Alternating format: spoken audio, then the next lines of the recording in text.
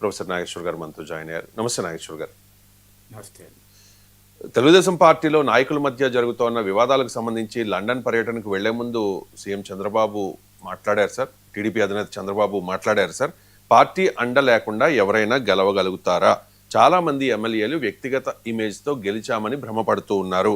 అలాంటి వాళ్ళు నిరభ్యంతరంగా తెలుగుదేశం పార్టీ నుంచి బయటకు వెళ్ళిపోయి అక్కడ పోటీ చేయొచ్చు అండ్ ఇంకో కామెంట్ కూడా చేశారు సార్. సిద్ధాంతాలపై అవగాహన లేని వారికి టికెట్లు ఇస్తే తిరువూరు లాంటి ఘటనలే ఎదురవుతాయి అని చెప్పి కూడా కామెంట్ చేశారు సార్. అంటే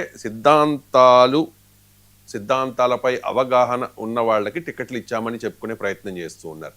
సో చంద్రబాబు నాయుడు ఈ ఇష్యూ మీద మాట్లాడిన కామెంట్స్ పై మీ అభిప్రాయం ఏంటి సార్? ప్రొఫెసర్ గారు. అంటే వైసీపీ నేతలు ఇప్పుడు వైసీపీ ప్రభుత్వంలో జగన్ ప్రభుత్వంలో మంత్రులుగా ఉన్న వాళ్ళు టీడీపీ తరఫున ఎమ్మెల్యేలుగా పోటీ చేసి గెలిచారు. మంత్రులు కూడా ఉన్నట్టు గుర్తు నాకు. ఇదే కొత్త కాదు కదా, ఇప్పుడే కాదు 2014-19 మధ్య కాలంలో కూడా వైసీపీ నుంచి గెలిచిన 5 ఎమ్మెల్యేలను మంత్రులు చేశాడు చంద్రబాబు నాయుడు. అప్పుడు సిద్ధాంతాలు ఏమైనాయి? మరి ఏ సిద్ధాంతాల ప్రాతిపదికగా వాళ్ళని ఎమ్మెల్యేలు చేశారు? సో ఈ పార్టీ ఇవాళ వైసీపీ నుంచి వచ్చిన నాయకులకు టికెట్లు ఇస్తూ ఎమ్మెల్యేలు చేస్తూ మీకు వాళ్ళు మంత్రులను చేస్తున్నప్పుడు లేని సిద్ధాంతం తిరువూరు విషయంలోనే సిద్ధాంతం గుర్తుకొచ్చిందా? అందువల్ల ఏ సిద్ధాంతాలు ఇప్పుడు తెలుగుదేశం పార్టీ చెప్పే సిద్ధాంతాలు ఏంటి? 1, 2, 3 జగన్ వ్యతిరేకించడం మించిన సిద్ధాంతం అయితే లేదు కదా. మరి జగన్ ప్రభుత్వంలో మంత్రిగా ఉండి తెలుగుదేశాన్ని విమర్శించి చివరి నిమిషంలో టికెట్ రాకపోతే టీడీపీలో చేరితే ఆదరిస్తున్నప్పుడు ఇక సిద్ధాంతం ఎక్కడిది? గెలవడం అనేది ముఖ్యం తప్ప సిద్ధాంతం ఉందా?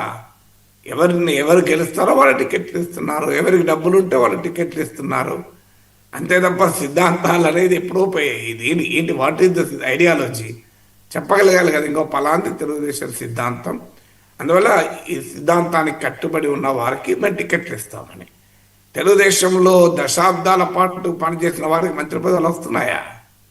కులం ఆధారంగా మంత్రి పదవి రకరకాల కారణాల వల్ల మంత్రి పదవులు వస్తలేవా? ఇప్పుడు మీకు చంద్రబాబు నాయుడు క్యాబినెట్లో ఉన్న అందరూ మీకు బుచ్చయ్య చౌదరి గారి కన్నా సీనియరా? ఆయన కన్నా కమిటెడ్ ఆ తెలుగుదేశం సిద్ధాంతాలకు. మరి గవర్నమెంట్ బుచ్చయ్య చౌదరి గారికి ఎందుకు మంత్రి పదవి ఇవ్వలేదు? ఇప్పటి వరకు ఇవ్వలేదు కదా. ఎన్టీ రామారావు టైంలో నాకు గుర్తు అయినా ప్లానింగ్ బోర్డు వైస్ చైర్మన్గా పనిచేశారు క్యాబినెట్ హోదాతో. మరి ఇప్పటివరకు చంద్రబాబు నాయుడు క్యాబినెట్లో ఎందుకు మంత్రి పదవి లభించలేదు?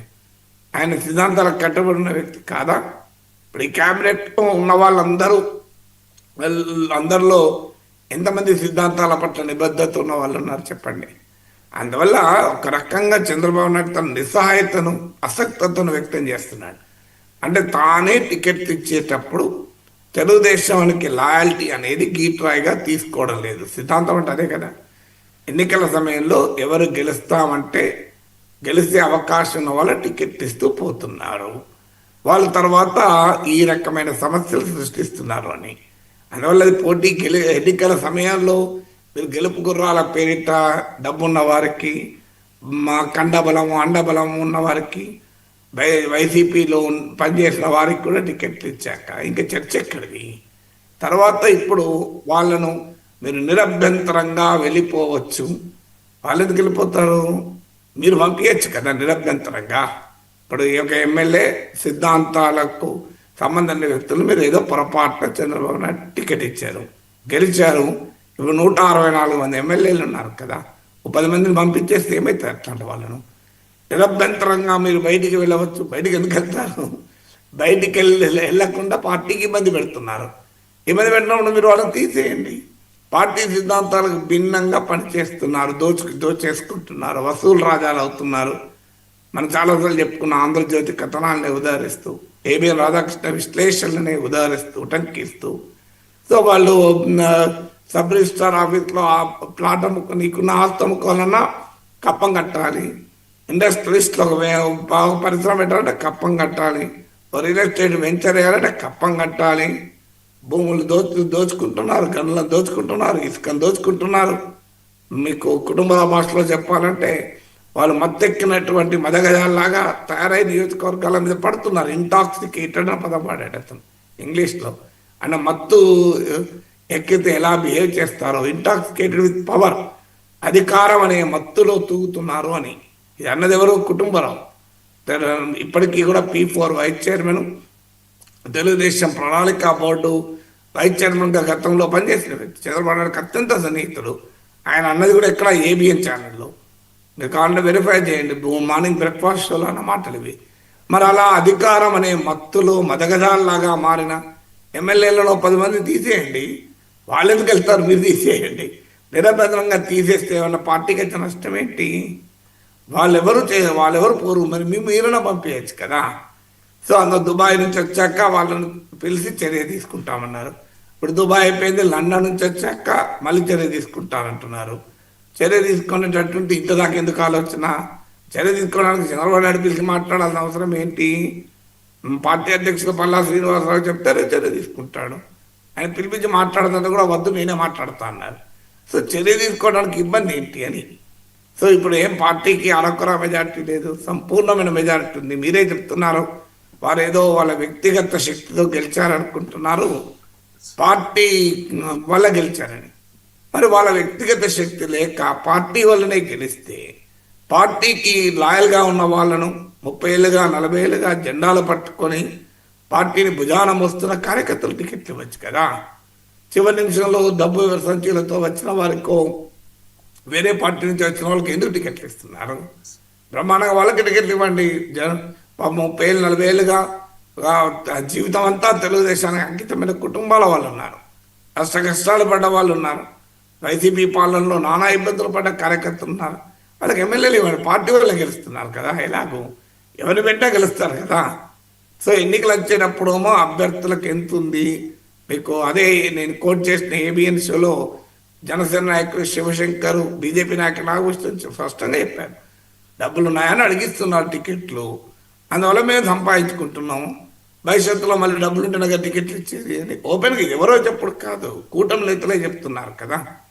వైసీపీ ఏం పని చేసిందో మనము అదే పని చేస్తున్నాం. ఇది కదా చెప్పింది, ఎమ్మెల్యేల విషయంలో చెప్పింది.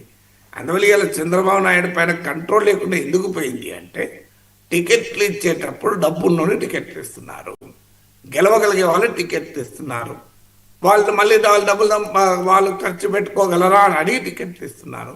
వాళ్ళు ఖర్చు పెట్టుకున్నారు, ఇప్పుడు ఎట్లా కంట్రోల్ చేస్తారు వాళ్ళను? ఇప్పుడు అందుకే పంచాయతీ కదా. ఇంకోటి ఇక్కడ వ్యక్తిగతమైన ఇష్యూ కాదు, మీకు తిరువూరు ఎమ్మెల్యే కొలకపడి కొన్ని కీలకమైన అంశాలు రైజ్ చేశారు. దారంపూడి చంద్రశేఖర్ రెడ్డి అన్న మా అనుచరుడు అయినటువంటి రేషన్ మాఫియా తెలుగుదేశం ఎంపీకి ఫండింగ్ అని, ఇది ఎంత సీరియస్ ఇష్యూ. కల్తీ మద్యంలో ఉన్నవారుతో తెలుగుదేశం ఎంపీకి సంబంధాలు, రాజశేఖర్ రెడ్డి అనేవారు, కసిరెడ్డి రాజశేఖర్ రెడ్డి అనుకుంటాను, ఆయనతో సంబంధాలు, వైసీపీ నేతలైన భూమన కరుణాకర్ ఇట్లాంటి వాళ్ళతో కలిసి తెలుగుదేశం ఎంపీ వ్యాపారాలు, రేషన్ మాఫియా డబ్బులు ఇస్తే తిరువూరులో వైసీపీ కౌన్సిలర్లు కొన్నాము. ఇది ప్రజాస్వామ్యమా? ఇది సిద్ధాంతమా? కొనడం సిద్ధాంతం అవుతుందా? ఇప్పుడు తిరువూరు ఎమ్మెల్యే చెప్పింది, ఏం చెప్పింది కాదు, సయాన టీడీపీ ఎమ్మెల్యే చెప్పింది, మేము రేషన్ కొనడమే తప్పు, అందులో చీకటి డబ్బుతో కొనడం ఇంకా తప్పు, రేషన్ మాఫియా డబ్బుతో. మరి సీదర్షిప్ ఏమైంది? కాకినాడ అందుకే కదా ఇంతవరకు ఏ చర్య లేదు. ఎందుకు చర్య తీసుకోలేకపోతున్నా అంటే బేసిస్ అది. ఇప్పుడు పార్టీయే ఇవన్నీ నడిపే అవకాశాన్ని ఇస్తుంది. అందుకే ఎమ్మెల్యేలో ఏమి అనలేకపోతున్నాడు చంద్రబాబు. చంద్రబాబు శక్తి లేకనా, చంద్రబాబుకు అనుభవం లేకనా, చంద్రబాబుకు బలం లేకనా, సంఖ్యాబలం అన్నింటి కూడా ఎందుకు చర్య తీసుకోలేకపోతున్నారంటే చంద్రబాబు కూడా తెలుసు, మనము టికెట్లు ఇచ్చేటప్పుడు డబ్బులు ఖర్చు పెట్టుకునే వాళ్ళకే టికెట్లు ఇచ్చాము, 20 కోట్లు 30 కోట్లు ఖర్చు పెట్టుకోమన్నాం, నెక్స్ట్ ఎలక్షన్లో కూడా మళ్ళీ ఖర్చు పెట్టుకునే వాళ్ళకే టికెట్లు ఇస్తాం. అందువల్ల 30 కోట్లు 60 కోట్లు, మరి 60 కోట్లు ఏడికెళ్ళి వస్తే ఇసుక మాఫియాలు రావాలి, మద్య మాఫియా రావాలి. అందుకే కదా తిరువురు ఎమ్మెల్యే చెప్పింది, మీకు టీడీపీ ఎంపీ చేతిలోనే మద్య మాఫియా, ఇసుక మాఫియా, రేషన్ మాఫియా, అన్ని మాఫియాలు ఉన్నాయని ఆయన ఆరోపిస్తున్నాడు. మరి ఆయన నిజమైతే ఎంపీ పైన చర్య తీసుకోవాలి, ఆయన తప్పైతే ఆయన మీద చర్య తీసుకోవాలి. ఇద్దరు మీద చర్య లేదు, ఏంటి మీనింగ్? ఇది నిజమైన ఒప్పుకోవాల్సిందే కదా. సో అందువల్ల మీకు రేషన్ మాఫియా డబ్బులతో వైసీపీ కౌన్సిలర్లను కొని వాళ్ళ టీడీపీ కండువాలు కప్పి వాళ్ళ మున్సిపల్ చైర్మన్లు చేస్తుంటే ఇంకెక్కడ సిద్ధాంతాలు చంద్రబాబు చెప్పడం ఏంటి నాకు అర్థం కాదు. రాజకీయాల్లో సిద్ధాంతాలు ఎక్కడున్నాయి? అది చంద్రబాబు అయినా జగన్ అయినా టీడీపీ అయినా వైసీపీ అయినా ఒకే తాను ముక్కలు కదా. జగన్ టీడీపీలో చేరడు, చంద్రబాబు లోకేష్ వైసీపీలో చేరాడు. మిగతా వాళ్ళు ఎవరైనా పోవచ్చు కదా. 90% రియాలిటీ కదా అది. సో అందువల్ల దీనికి మొదలు ఆన్సర్ చెప్పాలి కదా. ఇక అజారుద్దీన్కి మంత్రి పదవి ఇవ్వడాన్ని భారతీయ జనతా పార్టీ